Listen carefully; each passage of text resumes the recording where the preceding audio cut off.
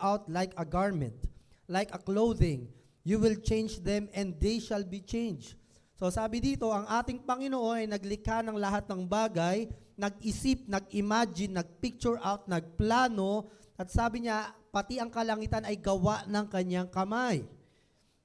At sabi niya, sa lahat ng nilikha niya, lahat ng ito ay mapeperish.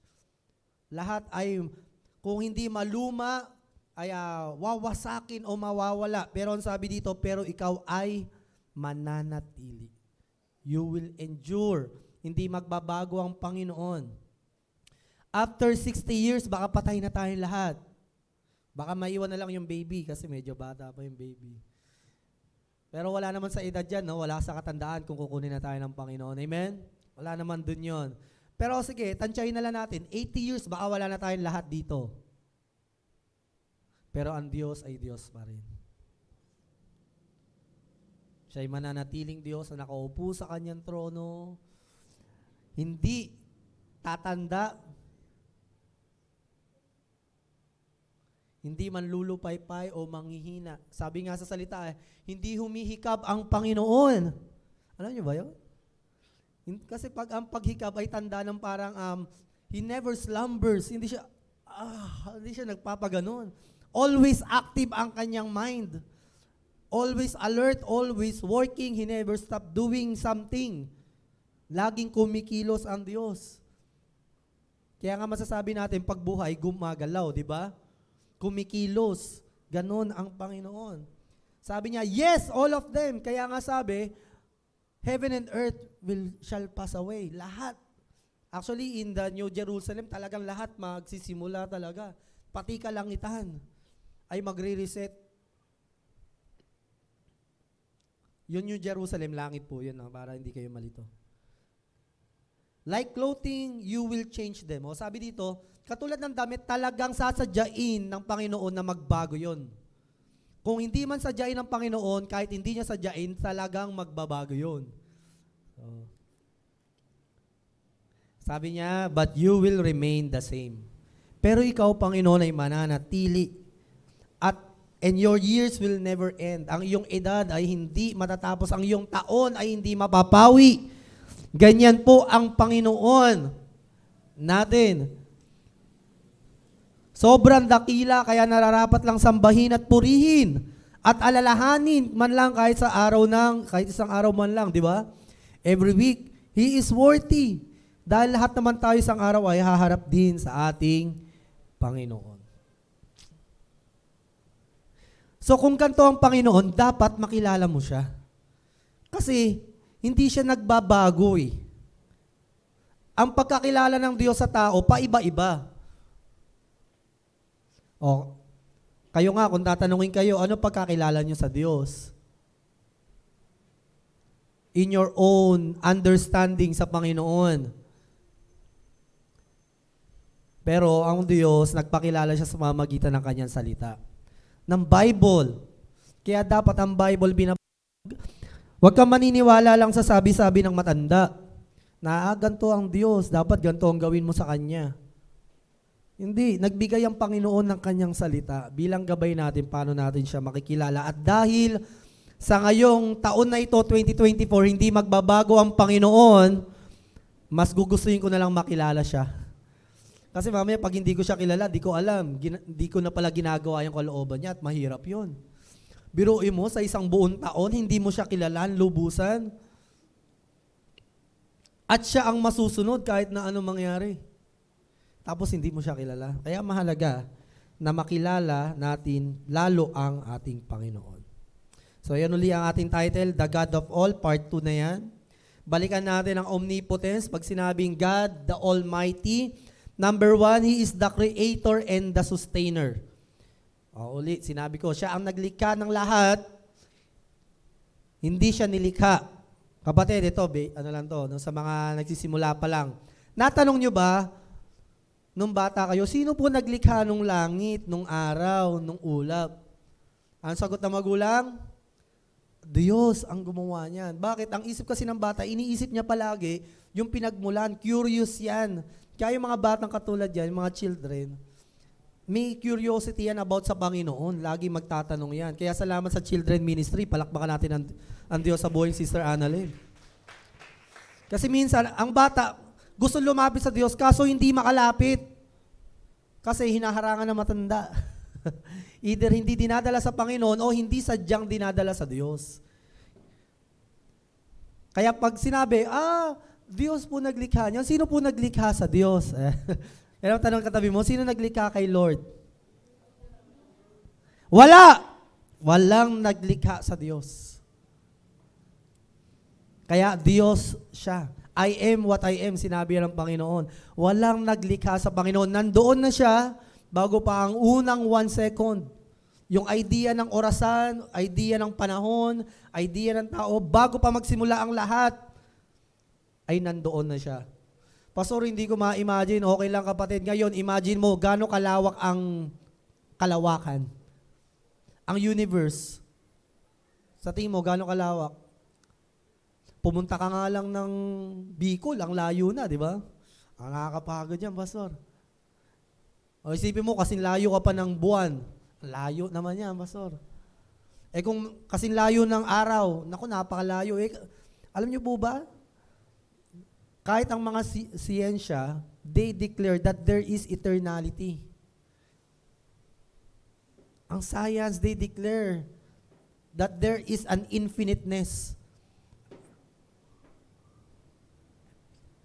And we thank the Lord. Bago pa magkaroon ng science, alam niyo po ba may panahong wala pang science?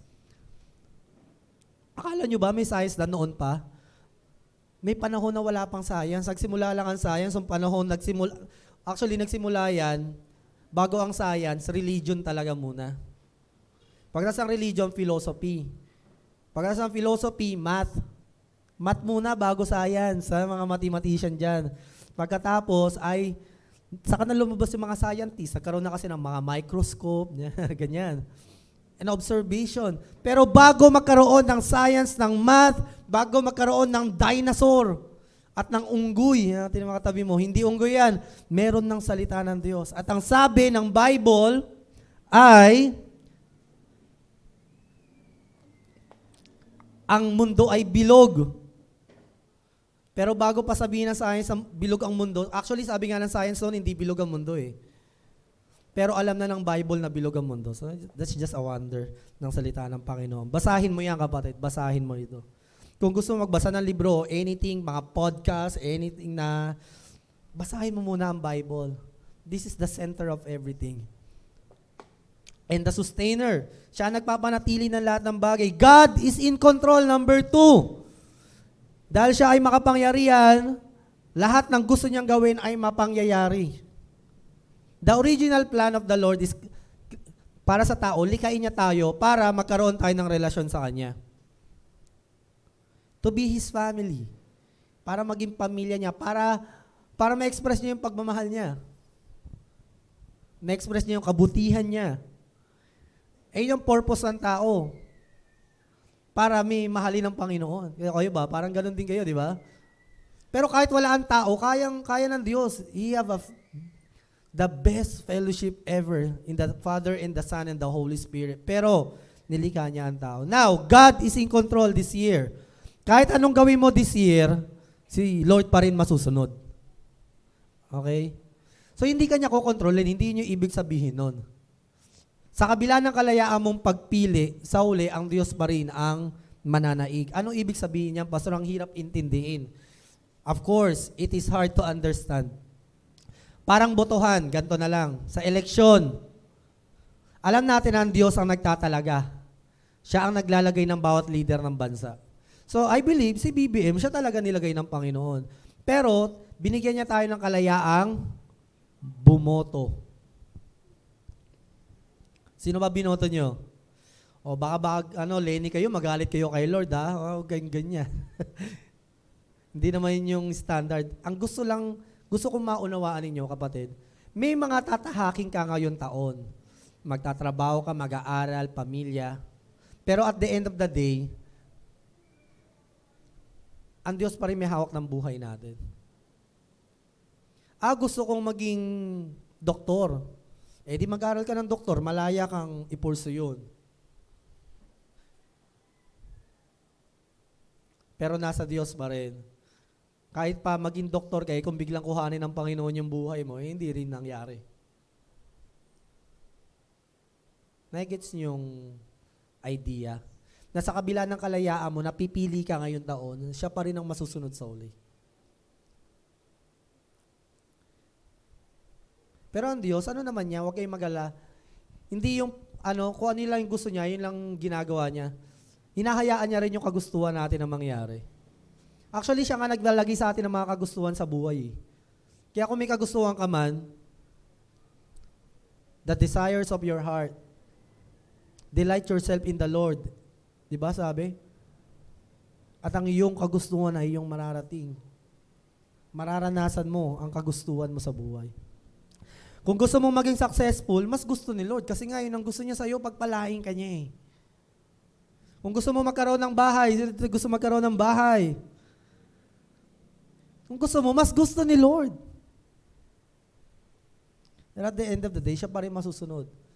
Si BBM, salamat sa Panginoon, binigyan niya tayo ng kalayaang mamili. Pero siya pa rin ang, kahit pa binoto natin siguro si BBM, pero kung hindi si BBM ang gusto ng Panginoon, pwede niyang patayin yun eh. Pwede niyang kunin yung buhay. O kaya pwede biglang magrebelyo ng mga Pilipino. He has unlimited resources para gawin ang kalooban niya. Kaya tayo mga Pilipino, hindi tayo bitter. Kaya nga election, happy-happy lang eh.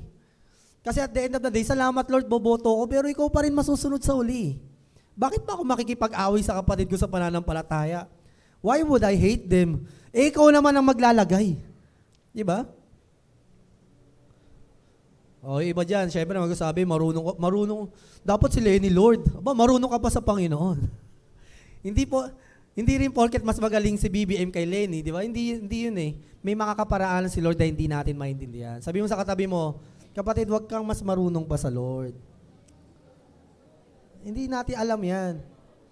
Baka nga mas magaling talaga si Lenny. Kapatid, ako rin. Minsan nga, naiisip ko na rin eh. Baka nga mas magaling si Lenny. Pero kung mas magaling si Lenny kay BBM, pinakamagaling ang Panginoon. Wala tayong magagawa. God is in control. Kaya ngayong taon na ito, kapatid, nagkakaroon tayo ng kapayapaan na, okay, ikaw rin naman pala masusunod, Panginoon eh. Diba? Hayaan mo na ang Panginoon. Huwag mo na stressin yung sarili mo. Gawin mo na lang yung dapat mong gawin bilang Kristiyano, bilang kabataan, bilang nanay at tatay. Gawin mo na lang. Ano ba pinapagawa ni Lord? Bilang anak, igalang at mahalin ang iyong magulang. Mga magulang, maging faithful kayo sa inyong mga asawa. Mahalin niyo ang inyong pamilya. Sundin niyo ang Panginoon. Gawin niyo na lang yun para walang stress. Di ba? Nakita ba kayo ng Kristiyanong hindi stress? Oh. Number 3, all things are possible with God. Lahat ay posible sa Panginoon. Lahat kaya niyang gawin. Pero as naintindihan natin last week na pag nagpe-pray tayo, we declare to you nothing is impossible. Sa'yo, walang mahirap. Pero bakit sa kabila na nagpe-pray tayo ng walang imposible sa'yo, may panalangin tayo hindi nangyayari? Kasi nga, may mga bagay lang gagawin ng Diyos ayon lang sa kanyang katangian. Naalala niyo yung sinabi ko sa inyo, God will never lie. Hindi siya magsisinungaling. Pag sinabi ng tao, ang Diyos, kayang gawin lahat, walang imposible sa Kanya. Sabihin ng mga masasamang tao dyan, kaya pala niya lahat eh. So kaya niyang gumawa ng masama. Kaya niyang magsinungaling. Hindi. Hindi yun yung ibig sabihin ng Almighty na kaya niya lahat. Ang ibig sabihin na kaya niyang gawin lahat ayon sa kanyang kalooban, ayon sa kanyang kabutihan sa iyo, ayon sa kanyang pagmamahal, ayon sa kanyang katapatan. Kaya nga ang sarap sa Panginoong Hesus eh. Ang sarap i-declare kanina, you will never fail. I trust in God. Di ba? Ngayon taon, magkakaroon tayo ng kapayapaan. Sinasabi natin, di pa natin pinag-uusapan yung krus ng Kalbaryo dito, kapatid. Pero pwede ka nang manahan, pwede mo nang purihin ang Panginoon. Pero syempre, that's the cherry on the cake, di ba? Yung the Calvary of Christ. Pero, habang iniisip mo kung sino ang Panginoon, maliban sa ginawa niya sa cross, lalong lumalalim yung mensahe ng cross. Sa kabila ng kaya niyang gawin lahat ng bagay, ginawa niya yung isang bagay na hindi dapat niyang gawin pero ginawa niya para sa iyo. Ang mamatay sa krus ng Kalbaryo. So, sa Diyos, lahat kaya niyang gawin pero may hindi siya gagawin ngayon taon. Mga bagay na labag sa kanyang katangian. Kaya kapatid, praise the Lord, hallelujah, purihin mo ang Panginoon dahil hindi ka gagawan ng masama ng Panginoon.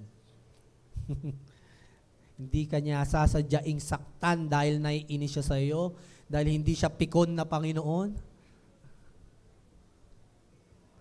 Hindi siya napapagod, hindi siya nananawa. Hindi katulad ng tao. Kahit yung pinakamabait pa. Let's rest on that word. Manahan ka. Na sa Diyos ay lahat posible, pero ang mga gagawin niya lang posibleng bagay ay ayon sa kanyang katangian. Tandaan mo yan ha. Para kapag may nakaharap kang mga pilosopong tao, pinag-aaralan natin to, para pag may nakaharap kayong mga taong pilosopo, masasagot nyo sila ng katotohanan. O bakit ito hindi ginagawa ng Panginoon? Bakit ganyan? Kasi hindi pa nila lubusan nakikilala ang Panginoon. So ngayon, pag-usapan naman natin, bibilisan ko, no? So, hanggang alas 10 lang ako eh. Ilang minuto na lang? 30, grabe kayo sa akin. Omnipresence and omniscience. Pag sinabing omnipresence, ang Diyos ay nasa lahat ng dako. Kahit saan, nandoon siya. Pag sinabi namang omniscient, lahat ay alam ng Diyos. Ako, magmamadali tayo. Ay, hallelujah. Sayang naman, no? Gusto natin pag-aralan ng mahaba-haba ito. Kaya samahan niyo ako, buksan natin sa Psalms 139.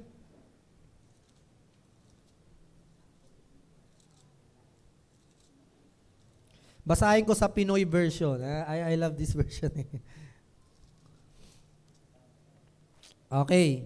Baka malito kayo pag sinabay, dito na lang kayo, makinig na lang kayo dito pala. Sabi dito, 139, 1 hanggang 14, O Lord, tiningnan mo ang laman ng puso ko. Kilalang kilala mo ako. Aba? Lahat ng ginagawa ko, pag may nakukuha kayong rema or revelation, sulat nyo ha. Hindi na natin to maano pa masyado. Lahat ng ginagawa ko, alam mo. Kahit malayo ka, nalalaman mo ang iniisip ko. Nakikita mo ako, may ginagawa man o nagpapahinga. O, nakita nyo, ang Panginoon, alam niya lahat at nandoon siya kahit nasaan tayo. Alam mo ang bawat kilos ko. Ito matindi, verse 4. Bago pa man ako magsalita, Lord, alam mo na ang sasabihin ko. You see? Kaya meron tayong minsan, kahit alam na naman na ni Lord John, hindi kapatid, alam niya na yan, pero para maranasan mo yung kapangyarihan ng prayer, kailangan sabihin mo. So bago ka pa magsalita, bago pa ako mag-preach, ngayong, anong date ngayon? January 14, 2024, 9:30, alam na ni Lord John bago palikain ng mundo. Alam niya na yung sasabihin ko.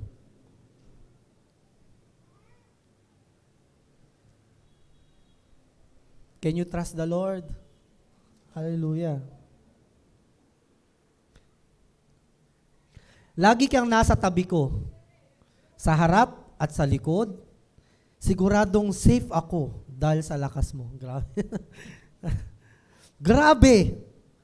Hindi ko sinabi yung grabe, grabe talaga yung nakasulat. Grabe. Kilala mo talaga ako.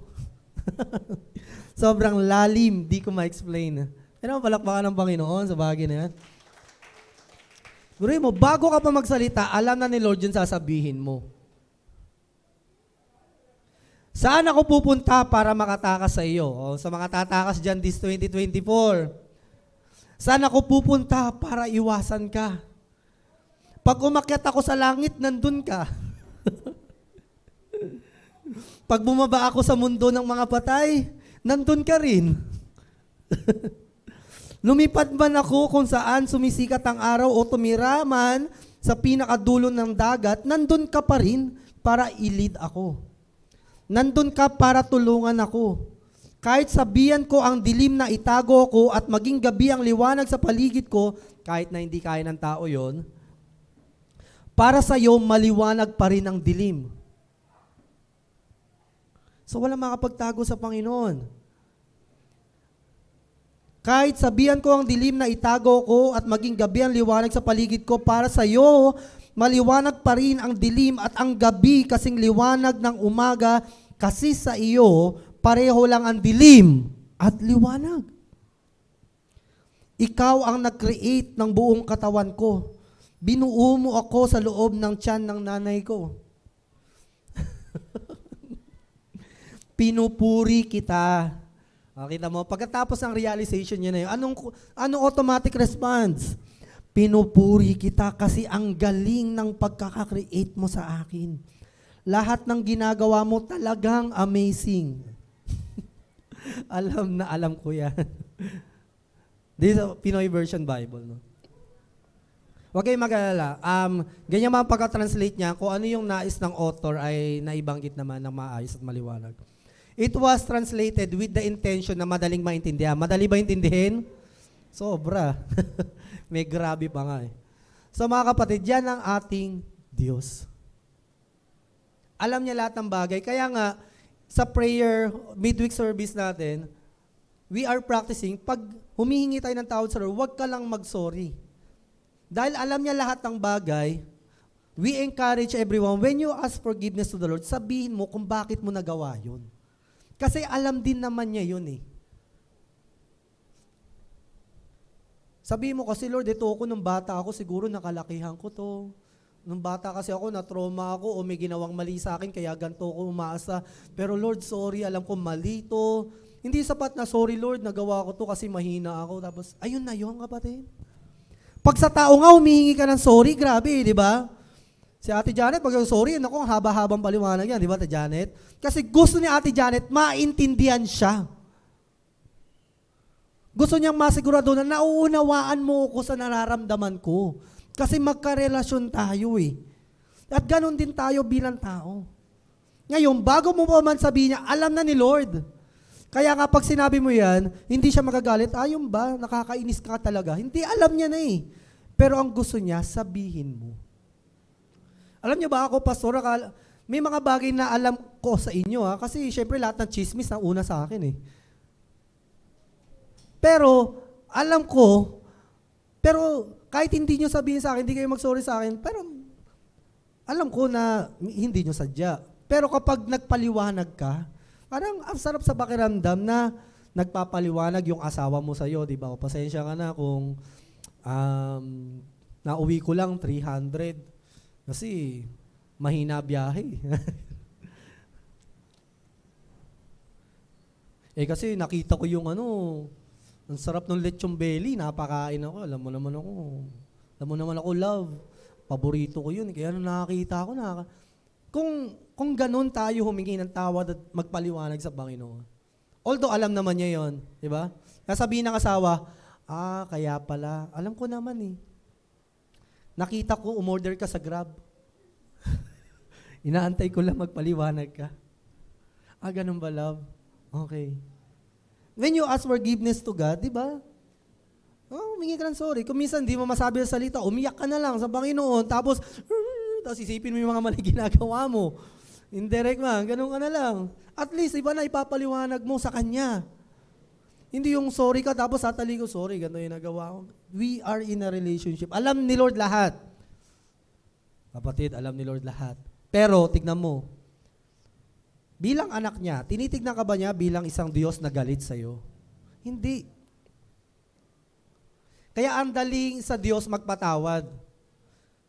Pero hindi ko sinabing basic lang kay Lord. Nasasaktan siya kapag nagkakamali tayo sa Kanya, ha? Tandaan niyo yan, nasasaktan ng Diyos na hindi dapat sinasaktan. Hindi normal saktan ang isang hari. Hindi siya sinusuway, sinusunod siya. Pero sa kabilang banda, sa ating Panginoon na mabuti, napakadali sa Kanyang patawarin niya tayo dahil kilala niya tayo. Alam niya kung bakit ka ganyan kumilos dahil nakita niya yung nakaraan mo eh. At alam niya yung kinabukasan mo. Alam niya yung iniisip mo at alam niya yung kinakatakutan mo. Kaya alam ng Diyos. Kaya kung ako sa iyo, kapatid, mas mabuti na lang na maging tapat na lang tayo sa Panginoon. Maging totoo na lang sa paglapit sa Kanya. Huwag kang mahiya. Lalo sa mga magulang, di ba? Mas gusto niyong humihingi ng tawad ang anak kaysa nagre-rebelde. Pag nagkamali ang anak, gusto niyo ba lumayas kasi nahihiya sa inyo? Hindi. Ang gusto niyo, magpakumbaba, humingi ng sorry at magpaliwanag. Pero God, napapasok pa rin tayo sa moral ng Panginoon, no? Pero we are talking about here, God knows everything. At ang in connection ng omnipresent, omnipresence, and omniscient, isa lang mawala doon, hindi na mag-work lahat. Makita nyo dito sa verse na ito, bakit alam ni Lord lahat? Kasi nandun siya sa lahat ng dako. Siyempre, alam niya kasi nandun siya kahit nasaan. Hindi dahil may nagbalita sa kanyang anghel, oy, Lord, ito, si gumagawa na naman. Ganun ba? Di ko nakita yan, Thank you sa pag-report. Hindi, kapatid. Kaya alam ni Lord lahat ng bagay because He is everywhere. Sa lahat ng dako. Magkakadugtong yan. Hindi pwedeng mawala isa. Ayan ang basic theology ng about Theos or ating God. Kaya pag babasahin mo yung Bible, laging nakakonekta yan sa kapangyarihan ng Diyos, karunungan ng Panginoon, at sa pagiging, sa lahat ng dako ng Panginoon, pagiging magpasawalang hanggan ng Panginoon. Pag inalis mo ang omnipresence, hindi na siya omnipotent. Pag inalis mo ang omniscient, hindi na siya pwedeng maging omnipotent. Kasi lahat ng bagay nilikha niya, amen? Bago ka lumikha ng bagay, kailangan may karunungan. So, hindi mo pwede pag-iwalay yan, magkakasama yan. Medyo nakakabaliw, no? Bahala na kayo. Basta paniwalaan nyo, yung mahalaga doon. Ngayon, kung paano kayo kinakausap ng Panginoon, hindi magandang bagay yan para sa atin. Buksan natin sa Isaiah chapter 66. Sige, basahin na natin sa verse ninyo.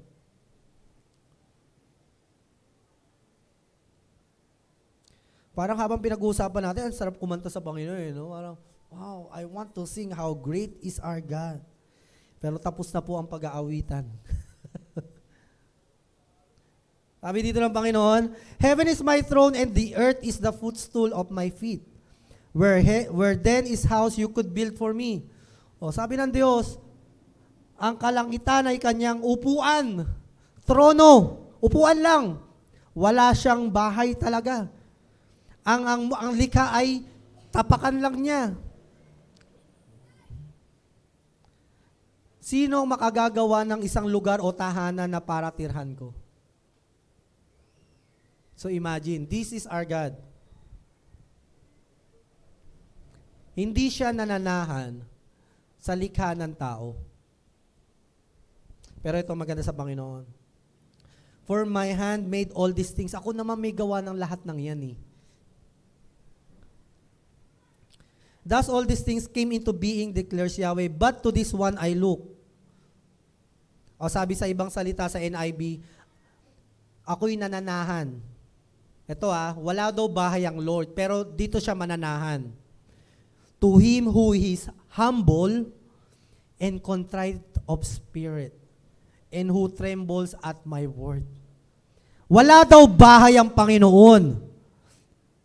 Wala siyang lugar, doon siya nakatira. Wala. Kasi ang north, east, west, south, siya lang ang may gawa nun. Lahat yun nasa paa niya lang. So walang kahit anong kayang gawin ng tao para magawa ng bahay si Lord. Kasi He is eternal God. Wala siyang sukat. Gano'ng kalaki ang Panginoon, magpasawalang hanggan, hindi pwedeng sukatin. Kaya wala talaga siya. Ang tahanan. Walang pwedeng, magsabi na nandun ang Diyos, hindi. Wala. Pero ang sabi ng Panginoon, siya ay nananahan sa mga taong mapagkumbaba, durog ang espiritu, o may bagabag na espiritu. Hallelujah.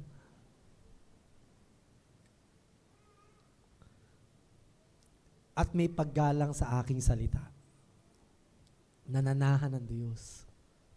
You see? Sino tayo para gawing templo ng Diyos? Manahan siya sa atin. No Milky Way, galaxy, and universe can consume and build a place where God can sit para makaupo ang Panginoon. Wala. Pero may isang lugar na gustong-gustong pinupuntahan ng Panginoon.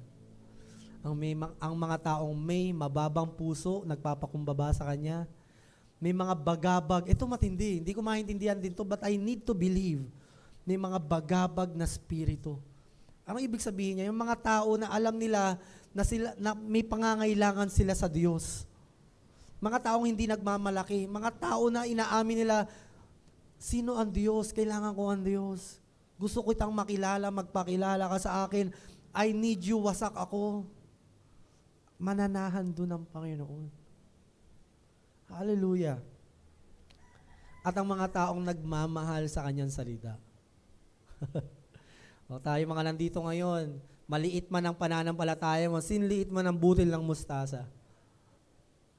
No one can please God without faith. Pero kung nandito ka dahil sa pananampalataya mo sa Diyos, kahit napakaliit, ang Diyos mananahan sa iyo. How great is our God. Parang gusto mo na lang purihin ng Panginoon eh. So next slide. Wala na, time na tayo. Omnipresence. In Jeremiah 23.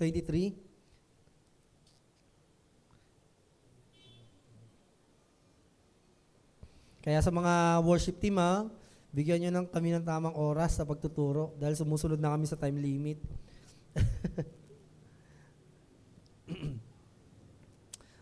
Am I a God who is near, declares Yahweh, and not God far off? O sabi ng Diyos, ako ay Diyos kahit saan. Hindi ako pwedeng malayo sa kahit sino at kahit anong bagay. Ibig sabihin, ang Diyos ay nandoon kahit nasaan tayo. Anumang panahon, anumang sitwasyon, anumang lugar, nandoon ang Panginoon. Kaya hell is talagang napakalungkot at napakapangit na lugar. It's a separation from God. Ako ay Diyos na nasa lahat ng lugar at hindi nasa iisang lugar lamang. So makita nyo, no? Hindi lang nandun sa langit. Maniwala ka sa hindi. Nandito ngayon ang Panginoon. Wala sa stage, wala dyan sa sahig. Pag nandun ka sa bahay mo, nandun din ang Panginoon. Nasa iyo na lang kung gagalangin mo siya. Pero syempre, pag may presence si Lord, di ba iba yun eh. Pag may gathering of the people, nandun yung presensya ng Panginoon. Promise niya yun eh. Yung hindi mo maitatanggi, nandun talaga ang Diyos.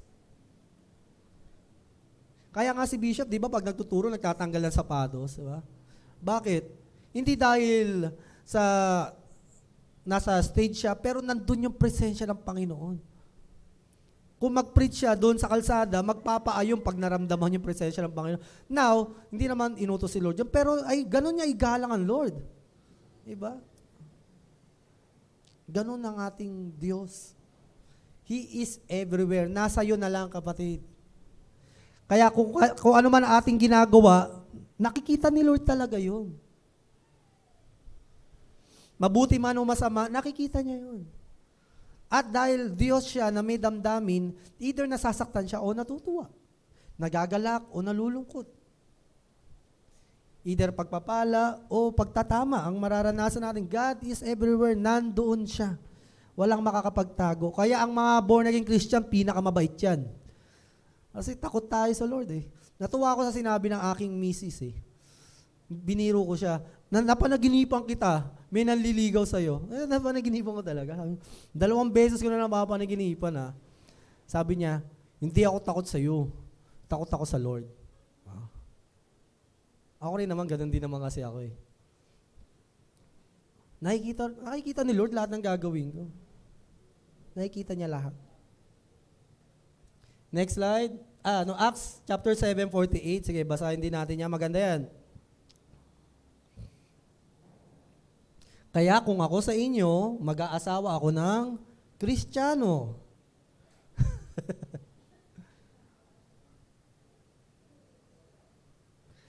Pero wag yun naman sabihin nyo, ito nga, Kristiyano, ganun ugali. Siya yun. Yung Kristiyanong sumusunod sa Panginoon at subok na. Di porket pag sinabi, Christian ka, wow, Christian ka, ang pogi mo okay ka sa akin. Hindi. Iba yung Kristiyanong sinubok na ng panahon. Sabi ko nga sa isang kasister natin, kasi parang may pumoporma sa kanyang man of God. Di ko na sabihin kung ano. Sabi ko sa kanya, hindi porket may title yan, kailangan malaman mo, kapag dumaan sa pagsubok yan at hindi iniwan ang kanyang ministry at naglilingkod pa rin sa Panginoon, doon mo na masabi na man of God yan. Hindi mo pwedeng sabihin porket title niya, man of God na, no? O kaya pastor na. Hindi doon nasasabi yan. Kaya maraming dyan, mga kolorum na pastor. Nasabi pastor, pero sariling pamilya, pinabayaan. Kaya galit ako dun sa isang gusto niyo malaman ko sino, taga dyan lang yun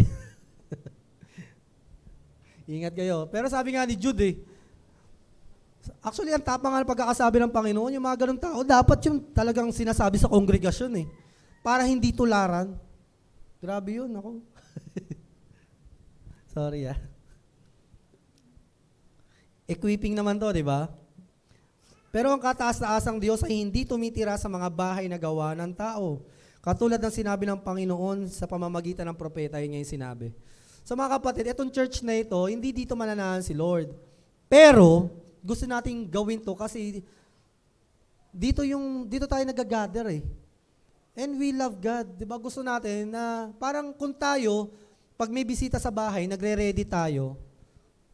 Diba? Tao lang yun Paano pa kung Diyos? No? Dito lagi tayo, dito natin inaalala si Lord.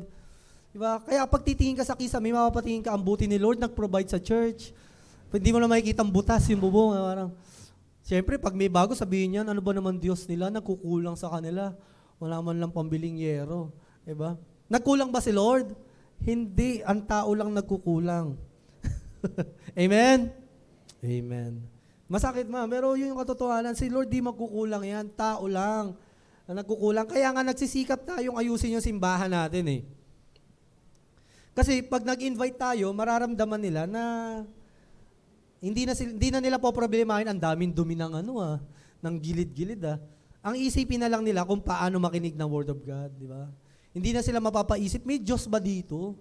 Parang iba nandito Di ba? Hindi nila maiisip yon. We just diminish those things. Ang langit ang aking trono at ang lupa ang tuntungan ng... Sige, sa verse 51.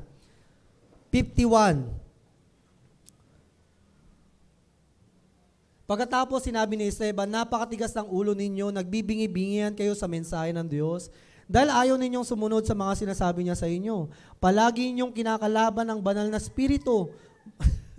Ano ba naman translation? Para maganda sa Pinoy version to Manang-mana kayo sa ugali ng inyong ninuno. Sorry, hindi na kami katulad ng mga Israelita. Amen? Tayo yung mga Israelitang tapat sa Panginoon. So, doon na tayo sa omniscience yan. So bakit sinabi yon ng Acts ni Luke? Sinabi niya yon kasi kapatid, ang Diyos nasa lahat ng lugar. Ngayon, nandiyan ang Panginoon, nakikita niya lahat ng ating aksyon.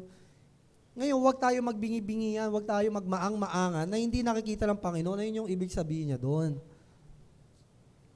Sa Salmo.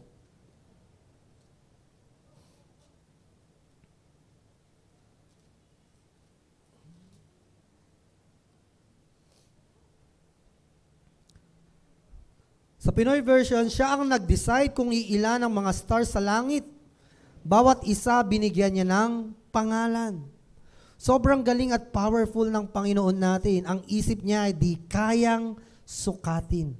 Ang mga humble, tinataas siya, pero ang masasama, binabagsak niya sa lupa. Makita niyo, ang ating Diyos, hindi nauubos ang kanyang idea. Limitless ang kanyang karunungan. I challenge you. Bilangin mo lahat ng bituin hanggang mamatay ka, hindi mo mabibilang, hindi mo mauubos. Who can count the stars in heaven? Sino nagsabi nun? Science? Bago pa sabihin ng science yun, alam na ng Bible yun. Who can say that? Siyempre, kaya magsabi noon ng Diyos na may likha ng lahat ng bagay. Tayo nga, di ba, nauubusan tayo. Ano kayang papangalan ko sa anak? Parang, ayoko ng baldo. Kaya minsan, kung ano-ano na lang, di ba? Pero ang Diyos hindi nauubusan.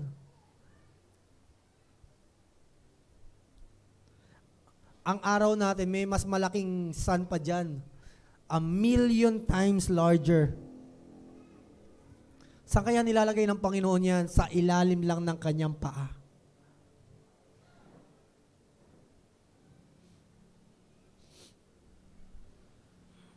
Alam niya lahat. Alam, pag may nakita kang between dyan, may pangalan yan.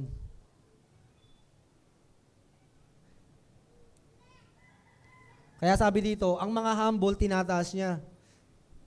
Kung kulang pa rin yan, para sabihin mo may Diyos na naglikha ng lahat ng bagay, kapatid, bulag lang tayo. Buksan mo lang ang mata mo. It takes more faith to believe that nothing creates everything. Pero mo wala, tas gagawin biglang magkakaroon lahat? No, kapatid. They're just this one ultimate being. Actually, hindi siya being, God. The highest among the highest. Likha niya lahat yan. Napakalaking kalawakan sa buong mundo. Kaya minsan kapag ang dami mo ng problema, titingin ka lang sa langit, sasabihin mo, si Lord may likha niya, napakalaki, tapos yung problema ko, hindi niya kayang solusyonan. That's one of my antidote. Pag minsan nabe-burnout ako, titingin lang ako sa mga ulap, ay ko, wow.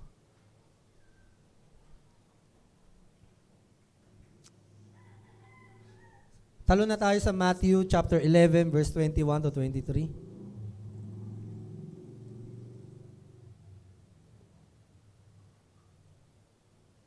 Sinabi niya, nakakaawa kayong mga taga-Corazin. Nakakaawa rin kayong mga taga-Bethsaida. Ito yung mga lugar kung saan gumawa ang himala ang Panginoon, pero hindi pa rin sila naniwala. Sapagkat kung sa Tire o sa Sidon naganap ang himalang ginawa ko sa inyo, matagal na sana silang nagsuot ng sako at naglagay ng abo sa kanilang ulo upang magsisi, upang ipakita ang kanilang pagsisisi. Sa next verse, kaya tandaan ninyo, sa araw ng paghuhukom, mas mabigat ang parusa ang tatanggapin ninyo kaysa sa mga taga-Tire o Sidon. At kayo namang mga taga-Capernaum, baka akala ninyo ipapupurihan kayo kahit doon sa langit. Hindi. Ibabagsak kayo sa impyerno. Sapagkat kung sa Sodom nangyari ang mga himalang ginawa sa inyo, nanatili pa sana ang lugar na iyon hanggang ngayon. So dito sa istorya na ito, may isang lugar, Capernaum, gumawa ng napakaraming himala ang Panginoon, pero hindi pa rin sila nanampalataya kay Jesus. At sabi ng Diyos, kung ginawa yan sa Sodom, naligtas na sila sa kapahamakan nila. So makita nyo, mga kapatid, God really knows everything. Every action He knows. Kung gumawa ng himala ang Diyos sa Sodoma, naligtas sila. Pero hindi. Ginawa ng Diyos, ginamit niyang example ang Sodoma para maging turo sa atin. Na tayo nakakaranas ng himala, maging sapat na kung ano may himala nararanasan mo para maniwala ka sa Diyos. Dahil hindi kailangan ng himala o ng kung anumang bagay para maniwala ka sa Diyos. Sapat na lahat ng ibinigay niya sa atin para maniwala tayo sa Diyos. Hindi dahil napakahirap maniwala sa Diyos, kundi dahil ayaw lang nating maniwala sa Panginoon. Hindi dahil atheist or hindi tayo din bilang Kristiyano. Marami tayong bagay na nahihirapan tayong maniwala pagdating sa Panginoon, paniwalaan. Kaya minsan, nalalabag natin yung kagustuhan niya. Dahil sa ating pagdududa sa kanyang kapangyarihan, sa ating pagkukulang sa kanya. Hindi dahil kulang pa yung ginagawa ni Lord para maniwala ka sa kanya. Hindi kulang ang ginawa ni Lord mga nakaraang taon para hindi ka makapamuhay ng tapat ngayong 2024. It is more than enough for you to obey the Lord. It's just you and me. Ako at ikaw lang. And God knows it. Nauunawa niya tayo. Ang kanyang pagkaunawa ay magpasawalang hanggan. Kanina, I said to you, God understand us. You just need magpaliwanag sa Panginoon. Magpasiyasa sa ating Panginoon. Sa next verse. Sa 24-25, listen carefully. I have told you in advance. Very short verse. Sabi niya, pakinggan mo maigi, sinasabi ko na sa'yo ngayon pa lang. Bakit? Kasi alam ko na. God knows it. At kung saan ka man pumaroon, nandoon din ang Diyos. Ano man tahakin mo ngayong taon, nandoon ang Panginoon. Alam niya yan, alam niya magiging decision mo. At again, kapatid, ang Diyos na ito, hindi lang to yung gusto niya lang masunod, yung gusto niya, trip niya. Ang mahalaga dito, ang Diyos natin mabuti. Kung saan ka pupunta, nandoon siya at mabuti yung nag-aantay sa'yo doon. Kung ang magulang mo, gusto mong kasama, mas may tiwala ka sa magulang mo dahil nakita mo maaasahan siya. Kung ang best friend mo, nakita mo, gusto mo siyang kasama this year kasi maaasahan siya. Hindi kanya binigo o kahit sino man, mas higit ang Panginoon. He will never fail. Trust in God. Magtiwala ka sa Panginoon. Magtiwala tayo. Lahat tayo nasa proseso ng paglago ng pagtitiwala. Ako din. Umiiyak din sa Panginoon. Marami akong bagay na parang, sinasabi ko sa Kanya talaga. Lord, nahihirapan ako magtiwala sa iyo sa gantong bagay. Kaya nga sinasabi ko sa Kanya, pero Lord, kung anong gusto mo, kunin mo, gusto mong kunin ngayong taon, ibigay mo, gusto mo ibigay ngayong taon, gagawin ko yung sa tingin kong tama, as long na hindi labag sa Bible, gagawin ko, Panginoon. Kasi hindi ko naman alam talaga, Lord, kung anong gagawin ko eh. So, ang gagawin ko na lang, sisikapin ko sundin yung Bible, lahat ng kaya kong gawin, sa biyaya mo, ngayon bahala ka na, kunin mo gusto mong gawin, ibigay mo gusto mong ibigay, kasi alam ko mabuti ka, mahal mo ko. Although gusto ko masunod yung gusto ko, pero mas maganda yung kagustuhan mo para sa akin. Mas masarap makipag-usap ng ganun sa Panginoon kaysa yung iniiwasan natin siyang kausap. Takot na takot tayo na hindi masunod yung gusto natin na, kasi alam ko namang hindi si Lord masusunod eh. Build your faith in the Lord. Magtiwala ka. He knows it. Alam niya yan. Tsaka temporary lang naman lahat ng bagay sa mundo. Bakit natin kailangan pag-aralan to, mga bagay na ito? Kasi, halimbawa, ito, teachings na malalim sa theology, predestination. Di ba sinabi sa Bible, may mga taong nakatakda na sa kapahamakan? God knows it. Kapatid, I rebuke the Satan and the spirit of deception in this place. Pakinggan mo maigi ah. Huwag kang malilito dito. Listen carefully. Alam ng Diyos kung sino talaga sa atin ang sa Kanya. At the end of the day, alam ng Diyos kung sino mga tupa niya. Alam niya kung sino sa atin ang nasa aklat ng buhay. At the end of the day, nakita niya na yan. Kaya, meron talagang predestination. Pero kapatid, huwag mong kakalimutan itong katotohanan na ito. Mamaya ito topic natin Power of man's will. Yes, sa kabila na alam na ng Diyos, pakinggan mo maigi sa kabila na alam na ng Diyos kung sino ang sa Kanya at sa langit at mga mapapahamak na tao, may isa ding katotohanan sinabi ang Diyos. At ito yung part natin, tanggapin siya bilang Diyos at tagapagligtas. Yes, hindi na natin problema kung sino sa atin pupunta sa langit. Si Lord nakakaalam yan Ito ang problemahin mo, kapatid. Ang tanggapin mo si Jesus sa buhay mo. Kasi doon may magagawa ka Pero sa pagtatapos ng lahat ng bagay, wala kang magagawa doon. Ang Diyos ang may alam ng lahat. Hindi mo problema yon. Wala kang magagawa doon. Ang Diyos ang may takda nun. Ngayon, ito ang bahagi mo at salamat dahil ang Diyos ay mabuti.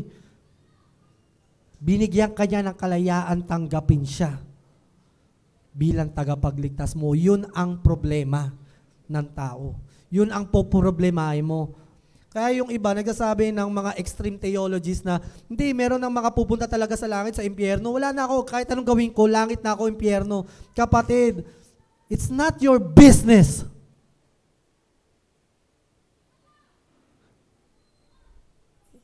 Bakit ba pinapakialaman natin kung sino sa langit sa impyerno? Ang problemahin natin, manampalataya tayo kay Jesus. Kasi yun yung binigay niya sa ating bahagi para tayo tanggapin sa kalangitan. Hindi ko masasabi talaga, yun talaga yung katotohanan, meron talaga. Sa banda uli, alam ni Lord. Hindi ko maitatanggi yun. Pero may isang binigay niya sa atin. He is so generous to give us the freedom. Piliin siya o ayawan siya. Paano nagkakasalubong yun? Hindi ko rin alam. Basta sinabi niya, sa bandang uli, may mga nakatakda para sa kanya. Pero sa kabilang banda, sinabi niya na binigay niya ang kalayaan sa tao para tanggapin siya manampalataya. Anong problema dun? Sinabi yun eh. Basta parehong totoo. Amen? Iba kasi pinag-aaway. Hindi, ito lang ang tama. Walang kalayaan ng taong mamili, tanggapin ng Diyos. Ang Diyos ang nagpipilit sa kanila. Kapatid, yes. In-inspire talaga tayo ng Panginoon. Talagang irresistible ang grace ng Panginoon.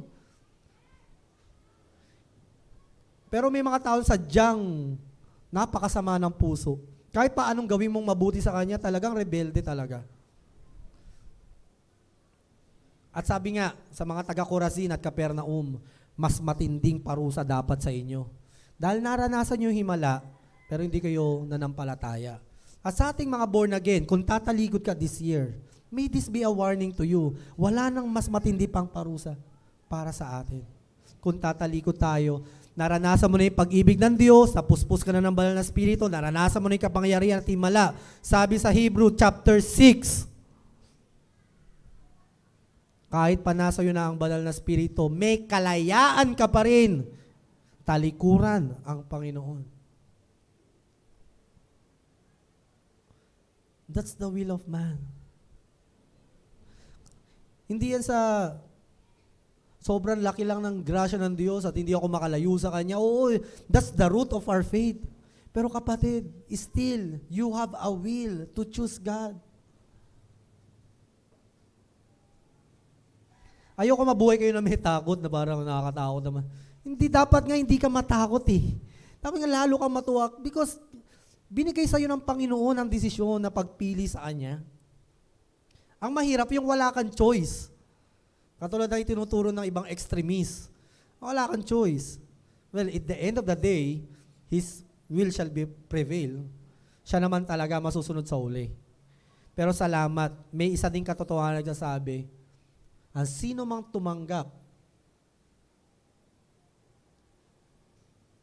Kaya ang part mo kapatid, hindi mo po problemahin, ito mga to sa impyerno to, ito sa mga langit. Hindi yun ang problema mo. Ang problema mo, tanggapin mo si Jesus, manampalataya ka sa Kanya.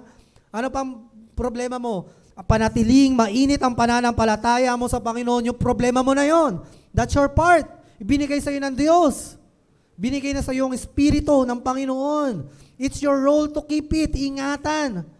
Binigay sa iyo ang Santong Espiritu para isipin siya araw-araw. But what's your choice every day? You choose to look at what? Social media, araw-araw. And you blame God for your coldness. No, it's not God. God is in control. Omnipotent, omniscient, omnipresent. Maiintindihan ka niya, kapatid. Pero alam mo kapatid, alam niya kung kauna-unawa pa ba yung ina-action natin eh. Kasi alam niya eh. Alam niya kung talagang hindi mo pa kaya, alam din niya kung kaya mo pero di mo lang ginagawa. And I cannot judge you. No one can judge. Kaya nga maingat tayo sa ganyan eh. Kasi ang Diyos lang nakakaalam. Pero, pananagutan natin yan sa Diyos. Alam niya yan. Maiintindihan niya ang sitwasyon mo. Pero, syempre, let me strong in this word. He is not a fool. Hindi natin siya maluloko. Hindi mo siya pwedeng abusuhin. Alam niya kung nang-aabuso ka o talagang kailangan mo ng mga taong uunawa sa'yo, kailangan mo ng isang Diyos na uunawa sa'yo. Alam niya yun, kapatid. That's our God. Pero sa kabila ng yon,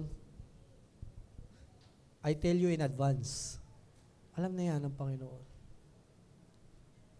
Kaya ang gantong katotohanan, ayaw ng mga taong wala sa Panginoon, pero gustong-gusto ng mga taong nasa Panginoon. It's our peace. Ito ang ating kapayapaan. Ito ang ating kapahingahan. Kaya, again, alam na ng Diyos lahat.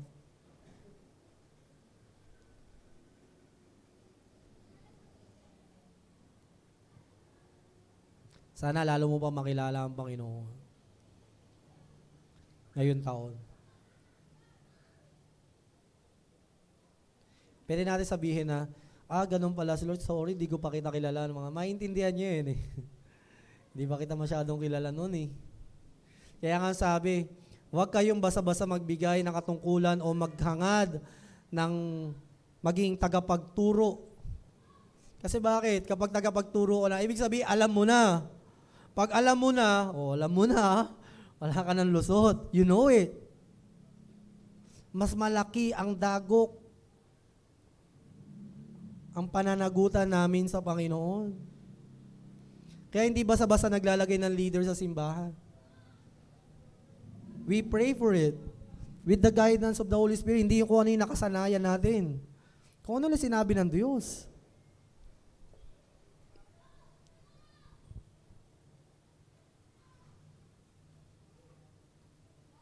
Magkakamali ka this year, sabi ko sa'yo. You will fail. But God will never fail. Alam niya na magiging pagkakamali mo. Sa kabila ng alam niya lahat. Ito wonder ng ano eh. Ito hindi na natin makukompute to, no? Alam niya lahat na magiging decision natin, pero meron tayong kalayaan na piliin kung ano yung gusto natin. No? Para siguro siyang isang multiverse, alam ni Lord, alam niya yung bawat decision mo. Okay, you have two options today, anak, to love me or to disobey me. Alam niya yan. Pero regardless, God is love.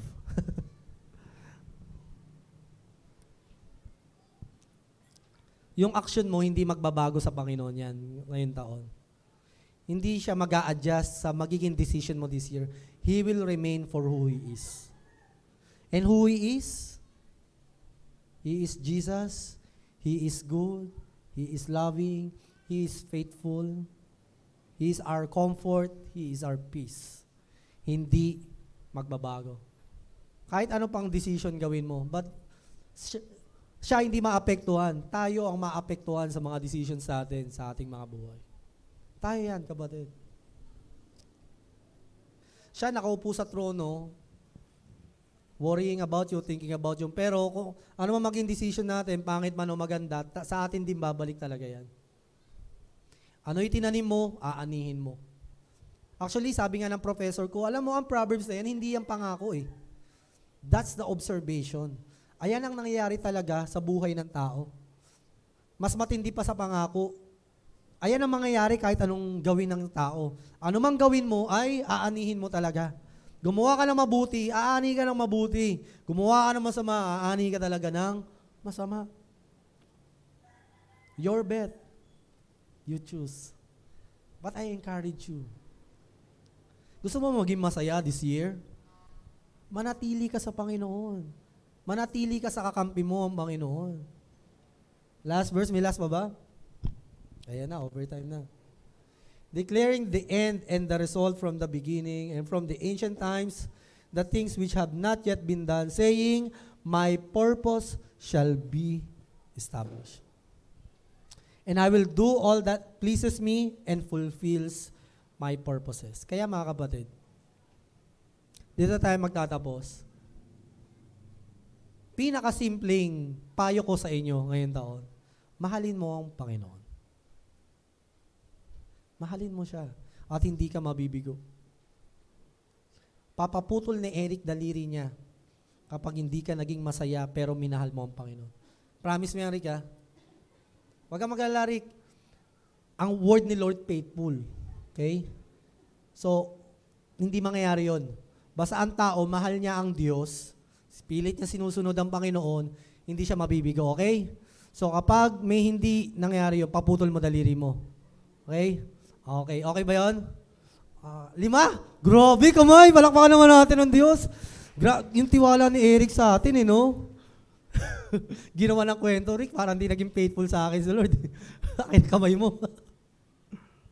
But God will do what He pleases. Kapatid, sumunod ka sa Panginoon.